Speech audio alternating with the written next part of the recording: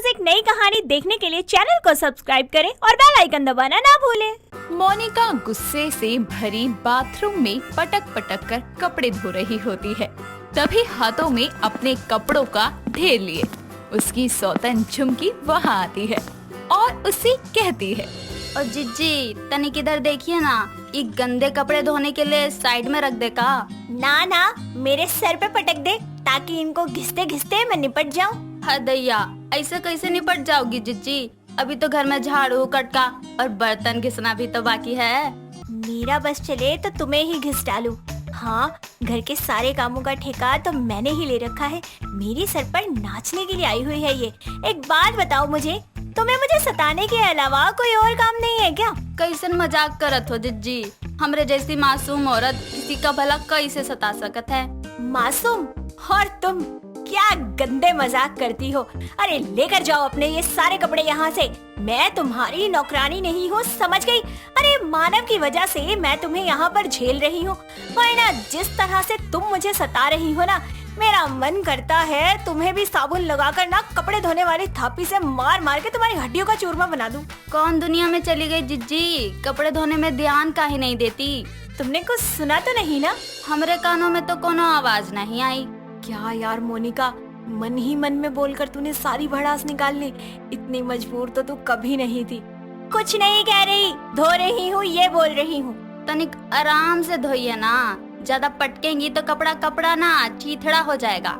उसके इतना बोलते ही मोनिका और जोर जोर से कपड़े पटकने लगती है, जिसकी आवाज से दोनों का पति मानव वहाँ आता है और मोनिका को ऐसे कपड़े पटकता देखकर कहता है, अरे मोनिका, ये धोबियों की तरह कपड़ों को इतना पटक क्यों रही हो? धोबी? हाँ, धोबन ही तो हूँ मैं। वो क्या है ना मालिक, ऐसे पटक पटक के धोने से ना कपड़ों में मैल नहीं रहता। अरे सजनवा, जिज्जी को परेशान ना ही करो, बेचारी काम कर रही हैं। चलो ना यहाँ से। इतना कहकर झुमकी मानव का हाथ पकड़कर उसे वहाँ से ले जाती है। ये देखकर मोनिका गुस्से से हाथ में कपड़े पकड़कर उसे कसकर निचोड़ देती है। झुमकी मानव की दूसरी पत्नी और मोनिका की सौतन थी, जिसके कदम मानो घर में मोनिका को सताने के लिए ही पड़े थे। अब मानव की दूसरी शादी कैसे हुई और क्यों मोनिका अपनी सौतन को घर में सहन कर रही थी, इसके लिए कुछ समय पीछे चलते हैं। मानव काम के सिलसिले में ढिंडोरापुर गांव आया था, जहां वो झाड़ियों में फंसी झुमकी को बाहर निकालने के लिए उसे अपनी गोद में उठा लेता है। तभी उन दोनों को साथ में झुमकी का भाई पकिया देख लेता है, जो कि गांव का दबंग भी था। कुछ ही दिनों में पूरे गांव में ये बात फैल जाती है, जिससे गांव की पंचायत झुमकी और मानव की शादी का फरमान जारी करती है। अब दबंग भाई और पंच कसाई के बीच दबाव में मानव को झुमकी से शादी करनी ही पड़ती है।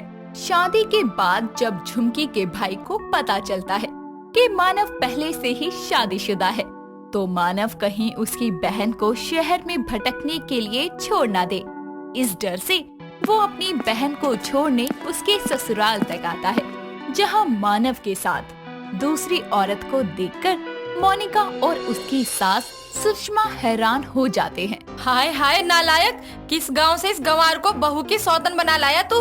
ए बुढ़िया, तनिक इज्जत से बात करो हमारी बहन से। काहे कि इस साड़ी वाली की तरह वो भी तोहरी बहू है अब से, इसीलिए प्यार से रखो उका। हमरे जाने के बाद हमको पता चला ना कि हमारी बहन को तुम दोनों कोनो भी दुख दिए, राम कसम यहीं आकर तुम सबके खोपड़ी में गोली उतार देंगे। अरे भैया, इतना ना धमकाओ, काहे से कि ये अब हमरे ससुराल वाले हैं। तुम निश्चिंत होकर गांव की ट्रेन पकड़ो, हमको कुछ ना होई। इस तरह झुमकी का मानव की दूसरी पत्नी बनना उसके और उसके परिवार के लिए किसी हादसे से कम नहीं था। झुमकी अपने दबंग भाई का डर दिखाकर मोनिका को सताया करती, जिसमें ना सुषमा कुछ कर पाती और ना ही मानव। एक दिन मोनिका हॉल में बैठकर टीवी देख रही होती है, तभी उसकी सास उससे कहती है, अरे बहू, इस टीवी को बाद में निहार लियो, पहले मुझे एक कप चाय तो पिला दे। ओहो सासू माँ, अपनी दूसरी बहू से बोल दो ना, कम से कम कुछ काम तो कर लेगी। आपके कहने से चाय ही बना कर ले आएगी। देख नहीं बनाना तो मत बना, लेकिन तेरी सौतन को मैं अपने काम करने को तो बिल्कुल नहीं कहने वाली। सासू माँ, उसने मुझे घर का सारा काम करवा करवा कर बुरी तरह से सता रखा है। कम से कम मेरे बदले आप तो उससे कुछ काम करवा लिया करो। अरे मुझे तो वो फूटी आँख नहीं भाती। चाय बना रही है तो बोल, वरना मैं खुद ही बना लेती हूँ। वो इतना बोलती ही है कि तभी हाथों में चाय लिए वहाँ झुमकी आती है और अपनी सास को चाय देते हुए कहती है, ये लो सासू माँ, आपकी चाय इलायची वाली बनाए हैं। मैंने कहा तुझसे कि मुझे चाय चाहिए। अरे हम तो बिना कहे ही लोगन की दिल की बात समझ लेते हैं। लो पी भी लो। मुझे नहीं पीनी कोई चाय वाय, तू खुद ही पी ले। इससे पहले कि चाय ठंडी होकर बर्फ हो जाए, मेरी तरफ सरका दो।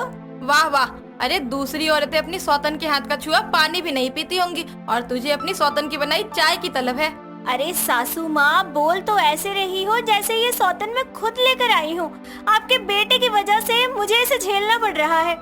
हाय दैया, आप दोनों कितना काय काय करत हो। बताओ, एक तो हम नाजुक कदम किचन में रखकर उस चूल्हा के पास खड़े होकर पहली बार कुछ बनाए हैं, और आप है कि उसमें भी नखरा दिखावत है। चलिए पीजिए चाय। अरे कोई जबरदस्ती है क्या? मुझे नहीं पीनी। ई चाय तो आपके नाम की है, आपका ही पीने के पड़ी। इतना कहकर वो सुषमा को जबरदस्ती चाय पिलाने लगती है।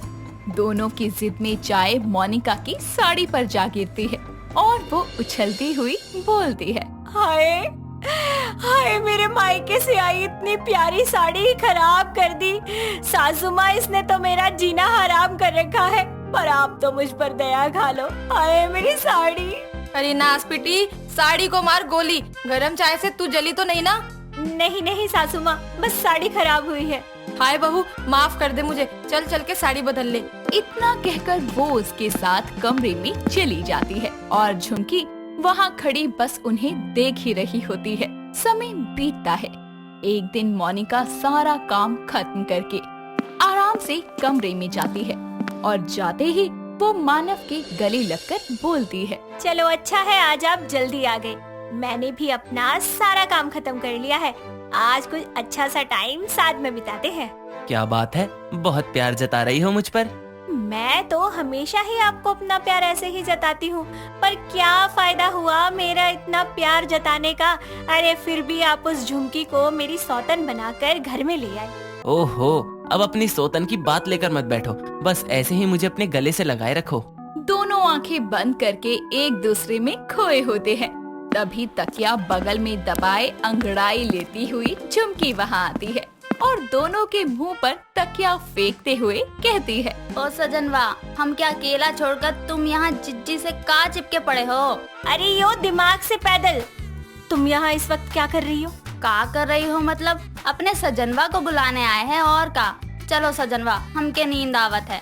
अरे तेरा सजनवा मेरा भी पति है, याद नहीं है तो याद कर ले। पता नहीं काहे सुबह से भैया के बहुत याद आवत है। सोच रहे हैं कुछ दिनों के लिए बुला ले उनका यहाँ। का सजनवा, ठीक है ना? तुम बस चलो झुमकी, मैं बस अभी आया।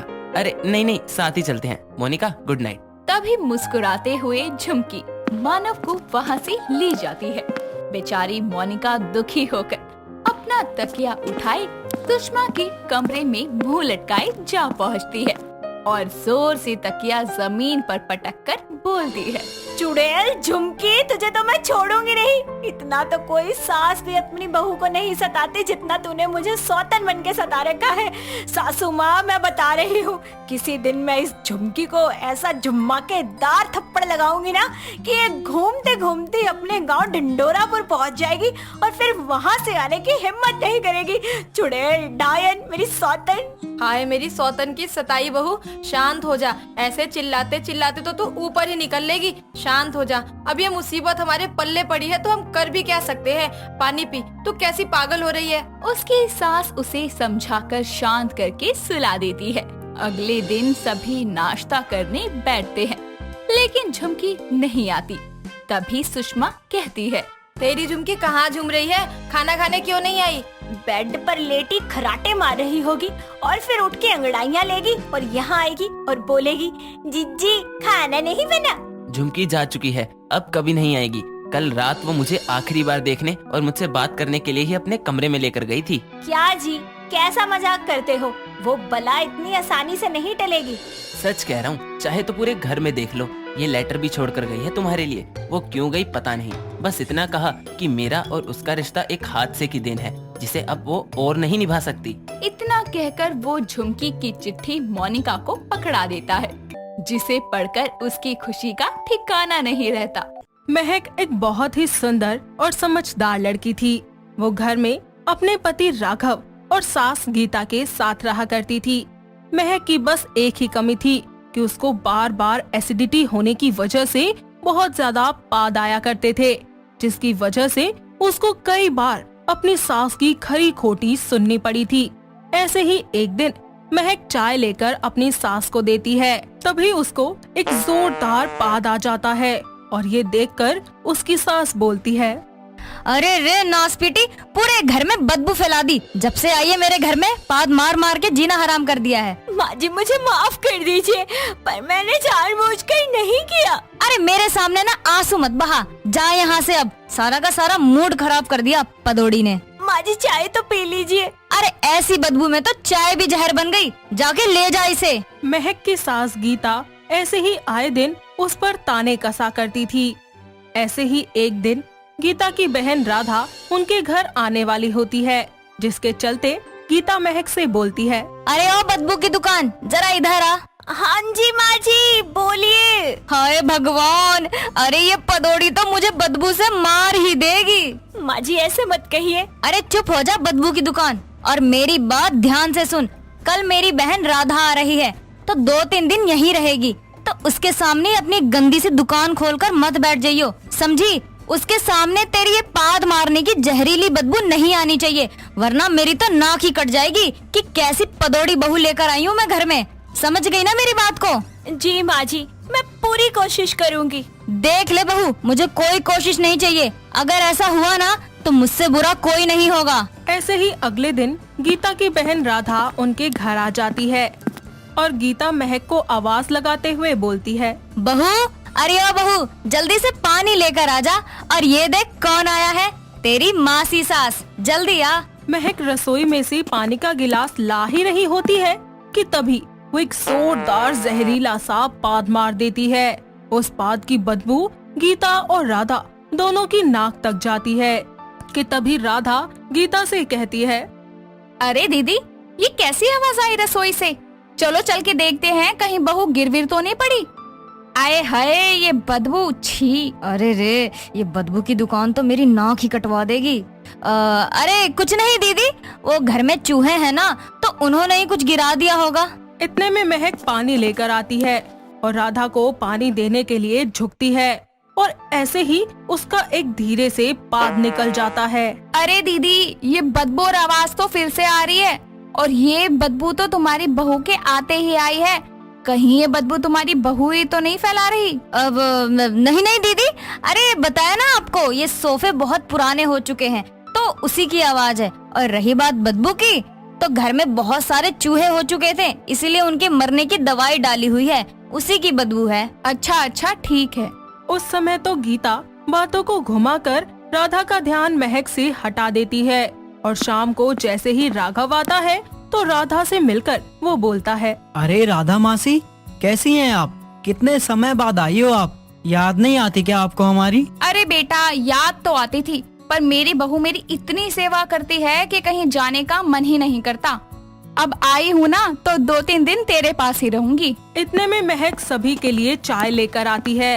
सभी बैठकर चाय पी ही रहे होते हैं कि तभी महक जोर से पाद मारती है और उसकी बदबू पूरे घर में फैल जाती है। ये सब कुछ अब गीता के बर्दाश्त के बाहर हो जाता है, तो वो महक से बोलती है, अरे ओ पदोड़ी, तूने तो हमारा सांस लेना भी दुश्वार कर रखा है। पता नहीं क्या क्या खाती रहती है और पाद मारती रहती है, बदबू फैलाती रहती है। माँ जी, मैंने तो हमेशा ही आपकी सेवा की है, पर मेरी इस परेशानी का इलाज मुझे मिल ही नहीं रहा है, मुझे माफ कर दीजिए। अरे ओ बदबू की दुकान, जा यहाँ से। इस तरह राधा के सामने महक का पाद मारने का सच आ ही जाता है। गीता उस समय कुछ नहीं बोलती और महक के जाने के बाद वो अपने दुखड़े सुनाते हुए राधा से कहती है, अरे देख लिया ना दीदी आपने, मैं तो चाहती थी कि आपको कभी भी ये चीज पता ना चले, लेकिन ये सच्चाई कब तक छुपा सकती थी मैं? आखिर आ ही गई ना आपके सामने भी। अरे कोई बात नहीं। गीता को लगा था कि उसकी बहन उसकी बहू को लेकर उसे ताना मारेगी, लेकिन राधा ने उसे कुछ भी नहीं बोला। तो इस बात से वो थोड़ी हैरान हो जाती है, पर वो इतना ध्यान नहीं देती। अगली सुबह सभी लोग उठकर खाना खा रहे होते हैं। तभी महक सबको खाना खिलाती है, पर उसके जोरदार पाद मारने की बदबू सभी जगह फैल जाती है, जिसकी वजह से राधा को उल्टी होती है। ये देखकर राघव बोलता है, अरे तुम खाना भी चैन से नहीं खाने दोगी क्या? देखो तुम्हारी वजह से मासी की हालत खराब हो गई है। अरे बेटा, इसने तो हमारा खाना पीना, सांस लेना, उठना बैठना सब कुछ दुश्वार कर रखा है। मैं बहुत ज्यादा परेशान हो चुकी हूँ इससे। माँ जी, इसमें मेरी क्या गलती है? मैं बहुत कोशिश करती हूँ। मैं तो चटपटा खाना भी नहीं खाती और दवाइयाँ भी इतनी खा ली, पर ये बीमारी है कि जाती ही नहीं।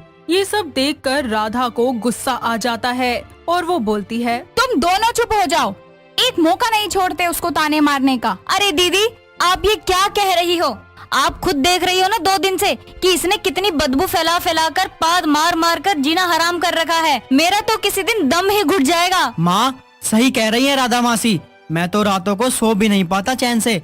इसके पाद मारने से पूरा कमरा बदबू से भर जाता है। राघव और गीता महक की पाद मारने की आदत की शिकायतों का पिटारा खोलकर बैठ जाते हैं। और ये सब सुनकर राधा कहती है, तुम दोनों को तुम्हारा दुख तो दिख रहा है कि तुम कितने परेशान हो उसकी आदत से। कभी तुमने उसके बारे में सोचा है कि उसको तुम्हारे ताने सुन के कैसा लगता होगा? तुम दोनों को सिर्फ तुम्हारी परेशानी नजर आ रही है, उसकी परेशानी के बारे में तो तुम कुछ भी नहीं सोचते। कभी महक के दुख के बारे में सोचा है तुमने? इसे क्या होगा मासी, बल्कि हम इसके जहरीले पादों से मर जाएंगे एक दिन। ये तो बस दूसरों के लिए ही हानिकारक है। इसके पाद मारने की बदबू से पूरा घर बदबूदार हो जाता है। और क्या दीदी, इसको क्या फर्क पड़ेगा? अरे एसिडिटी ज्यादा समय तक शरीर में रहने से और भी घातक बीमारियों का रूप ले सकती है, और इसकी इस पाद मारने की आदत से भविष्य में इसको कोई बड़ी दिक्कत हो गई तो? ये तो हमने कभी सोचा ही नहीं था मासी। सोचोगे कैसे? तुम दोनों को उसे कोसने से फुर्सत मिले तब ना। मासी जी, मैंने हर चीज ट्राई कर ली है, लेकिन ये बीमारी ठीक ही नहीं हो रही। राधा की बात सुनकर राघव और गीता को एहसास होता है कि वो अब तक सिर्फ महक की पाद मारने की आदत से परेशान होकर अपना दुखड़ा ही सुनाते रहे, पर उन्होंने कभी भी महक की परेशानी को दूर करने के बारे में नहीं सोचा। महक को रोता देखकर राघव उससे कहता है, मुझे माफ कर दो महक, हमेशा तुमको ताने मारने के अलावा मैंने कभी तुम्हारी परेशानी को दूर करने का सोचा ही नहीं। मुझे माफ कर दे बहू। इस सब के बाद राधा के बताए घरेलू नुस्खे से महक की ये पाद मारने वाली आदत पूरी तरह से ठीक हो जाती है। और ये सब देखकर गीता कहती है, अरे दीदी, आपने तो कमाल ही कर दिया। महक इतने समय से परेशान थी इस परेशानी से, और आपने कुछ ही दिन में इसकी परेशानी दूर कर दी। हाँ हाँ, घरेलू नुस्खे से ये ठीक हो जाती है, पर तुम लोगों ने कभी ध्यान ही नहीं दिया उस पर। हाँ दीदी, हमारी ही गलती है। और राघव, तुमको तो अपनी पत्नी का साथ देना चाहिए, उसकी सब परेशानियों को दूर करना चाहिए, ना कि उसके दुखों को और बढ़ावा देना चाहिए। जी मासी, समझ गया, अब ऐसा कभी नहीं होगा। राघव और गीता को अपनी गलतियों का एहसास हो जाता है, और इसके बाद राधा भी अपने घर वापस लौट जाती है। और अब राघव और उसकी माँ गीता को महक से कोई शिकायत नहीं होती। इतना ही नहीं, महक भी अब शांति से अपनी जिंदगी जीती है और अपने पति के साथ और सास के साथ खुशी खुशी अपने जीवन में आगे बढ़ जाती है। भावना और राहुल दोनों पति पत्नी थे। भावना एक सुलझी हुई लड़की थी जो कि अपने घर की सारी जिम्मेदारियां बखूबी निभाया करती थी। दोनों के साथ राहुल की माँ सरला भी रहा करती थी। ऐसे ही एक दिन सरला भावना से कहती है, बहू, अरे ओ बहू, जरा सुन तो। हाँ माँ जी, बोलिए। अरे राहुल का फोन था, उसका प्रमोशन हो चुका है, साथ ही ट्रांसफर भी। तो अब हम लोग गांव से शहर में जाके रहेंगे। माँ जी, फ्लैट का होता है और शहर में तो बहुत बड़ा होता है। मैंने फिल्मों में देखा है, उधर हम खोई तो नहीं जाएंगे। अरे तुझे क्या पता शहर, तू गांव की रहने वाली है ना। और वैसे भी हम गांव से पहले शहर में रहा करते थे, तब राहुल का तबादला एक छोटे से गांव में हो गया था, जिस वजह से हमें गांव में रहना पड़ा, जहां उसे तू पसंद आ गई। और अब देखो फिर से उसका ट्रांसफर हो गया है, वो भी इस बार एक मुंबई जैसे बड़े शहर में। मुंबई, वही जगह जहाँ पर फिल्म बनती है। हाँ हाँ, तेरी फिल्म्बा को छोड़ और सामान पैक कर ले, 2 दिन बाद निकलना है। शाम को राहुल आ जाता है और वो तीनों सामान की पैकिंग भी अच्छे से कर लेते हैं। इसी तरह 2 दिन के बाद वो लोग मुंबई शहर के लिए निकल जाते हैं और अपने मुंबई के फ्लैट में आकर भावना कहती है, बाप रे, ये तो बहुत बड़ा चमत्कार होएगा बा। फर्श पर पोछा मारने में तो बहुत मजा आ रहा है, एकदम शीशे की तरह चमके रहा। अरे ओ गांव की गवार, आते ही फर्श पे पोछा मारने की पड़ी है तुझे। चल पहले कुछ बना के खिला दे हमको। ऐसे ही घर का सारा सामान सेट करने के बाद भावना सभी के लिए कुछ खाने को बना देती है। खाना खाने के बाद सब थोड़ा आराम करने के लिए अपने अपने कमरे में चले जाते हैं।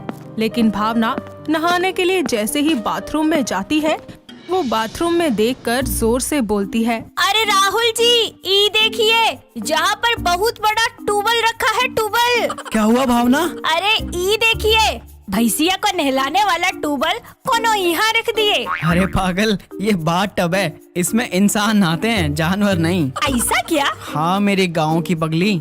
ऐसे ही कुछ दिन गुजर जाते हैं। भावना को भी शहर की कुछ चीजें अच्छे से समझ आ जाती हैं, लेकिन जब भी वो बाथरूम में जाती है तो बाथ टब को देखकर बस एक ही बात सोचती है कि इतना बड़ा सफेद ट्यूबल नहाने के लिए आखिर क्यों रखा गया है। ऐसे ही एक दिन भावना कपड़े धोने जा रही होती है कि तभी वो अपनी सास से कहती है, माँ जी, ये कपड़े हम उस टूबल में धोई ले। हाँ हाँ धो ले जल्दी से, और मुझे भूख लग रही है, कुछ बना दे। माँ जी, बस अभी आए। ऐसा कहकर भावना बाथरूम में बाथ टब में कपड़े धोने लगती है। थोड़ी ही देर के बाद सरला वहाँ आती है और बाथ टब में भावना को कपड़े धोता देखकर गुस्से से कहती है, अरे ओ गंवार नास बेटी, ये क्या कर रही है? ये कपड़े धोने के लिए नहीं होता। पर माँ जी, हमने तो आपसे पूछा था ना कि ट्यूबल में कपड़ा धो दे। अरे गंवार, ये ट्यूबल नहीं बाथ टब है, इसमें नहाते हैं। माँ जी, हमारे गांव में तो एक ट्यूबल ही कहते हैं, इसमें नहाते धोते हैं। इंसान तो नहीं देखे, भैंसिया को जरूर नहलाते देखा है। अरे गंवार, ये तेरा गांव नहीं शहर है, समझी? और ये ट्यूबल नहीं बाथ टब है। सारा बाथ टब गंदा कर दिया, चल इसे साफ कर अच्छे से, किसी काम की नहीं है, गांव की गंवार। सरला के डांटने पर भावना उदास हो जाती है। जब शाम को राहुल आता है, वो भावना को इस तरह उदास देखकर बोलता है, अरे मेरी पगली, इतना उदास क्यों हो? राहुल जी, अगर हमने बताया कि सासू माँ हमसे बोल रही थी तो कहीं सासू माँ को बुरा न लग जाए। कुछ नहीं, वो कहा है ना, शहर में हमारा मन नहीं लग रहा। अरे तुम्हारे लिए अभी ये सब नया है, देखना कुछ समय में तुमको आदत हो जाएगी। ऐसे ही दिन गुजरते जाते हैं और आए दिन भावना की सास उससे किसी न किसी चीज के लिए टोका ही करती। ऐसे ही एक दिन भावना किचन में जाती है और वहाँ बर्तनों का ढेर देखकर खुद से बोलती है, हाय राम, इतने सारे बर्तन, अरे कैसन धोए का। सरला घर से बाहर गई हुई थी तो भावना सोचती है कि क्यों ना माँ जी के आ जाने से पहले ही वो सारे बर्तन बाथ टब में धोकर साफ कर ले और उसकी सास को कुछ भी पता ना चले और उसको डांट भी ना पड़े। ऐसा सोचकर वो सारे बर्तन लाकर बाथ टब में डाल देती है और उन्हें धोना शुरू करती है, जिस वजह से बाथ टब बहुत गंदा हो जाता है और उसमें सब्जी और बर्तनों के चिकने और टफ दाग लग जाते हैं। इतने में ही सरला घर आ जाती है। वॉशरूम से बर्तनों की आवाज आती देखकर वो सीधा वहीं चली जाती है और भावना को बाथ टब में इस तरह बर्तन धोता देखकर वो आग बबूला हो जाती है और फिर बोलती है, अरे ओ नास बेटी, गंवार कहीं की, तूने ठेका ले रखा है क्या इस बाथ टब को गंदा करने का? कोई बात तेरे पल्ले पड़ती भी है या नहीं? हाय रे, मेरे तो करम ही फूट गए जो इसके लिए हाँ कर दी मैंने अपने बेटे के लिए। माँ जी, हमका माफ कर दीजिए, बहुत सारे बर्तन थे, सोचे ईमा ही धोई ले। अरे तू चुप हो जा गंवार कहीं की, तुझे आज तक बाथ टब का यूज करना तो आया नहीं, लेकिन अपना गंवारपना दिखाने में तू पीछे नहीं हटती। माँ जी, हमका ये सब चीजन की आदत नहीं है, हमका माफ कर दो। आज तू आने दे राहुल को, फिर बताती हूँ उसको कि वो किस गंवार को इस घर में ले आया है। सरला भावना को डांट ही रही होती है कि इतने में उनकी पड़ोसन वहाँ आती है। डांटने की आवाज इतनी ज्यादा जोर से थी कि वो सीधा उनके बाथरूम तक चली जाती है और ऐसे में बाथ टब में बर्तनों को देखकर वो बोलती है, अरे सरला बहन, तेरे घर में तो बाथटब में बर्तन धुलते हैं, फिर तो जरूर तुम किचन में नहाते होगे और इसी के साथ बेडरूम में खाना खाते होगे, है ना? हमारे घर में क्या होता है क्या नहीं ये आपको बताने की कोई जरूरत नहीं है, समझिए आप। और ये क्यों आई है यहाँ बताइए? इतनी जोर जोर से आवाज आ रही थी तो सोचा जाके देख आती हूँ। यहाँ आके देखा तो उल्टी ही गंगा बह रही है।